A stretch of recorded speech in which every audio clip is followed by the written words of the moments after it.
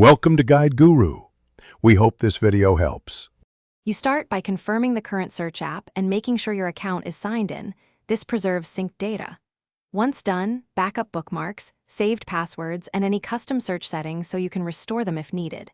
Now open Settings, then Apps or Default Apps. You want the control panel that lists default handlers. This initiates the change immediately. Don't pause on optional tweaks.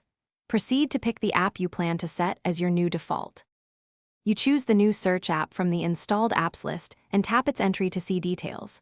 Next, select Set as Default or Default App and adjust required permissions such as microphone or location so features work.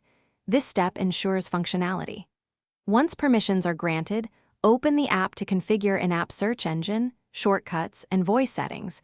These control results and shortcuts. Make sure to test a quick search to confirm behavior before moving to final checks. You finish by running several searches. Use the home widget, browser bar, and voice input to verify integration across contexts. If results or shortcuts behave poorly, return to Settings, right arrow Default Apps to revert temporarily so you can compare. Once satisfied, finalize by tweaking preferences and pinning the app.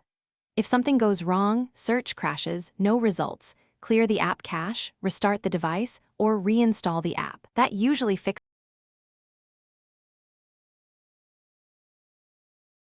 Thanks for watching. Consider subscribing if we helped you today.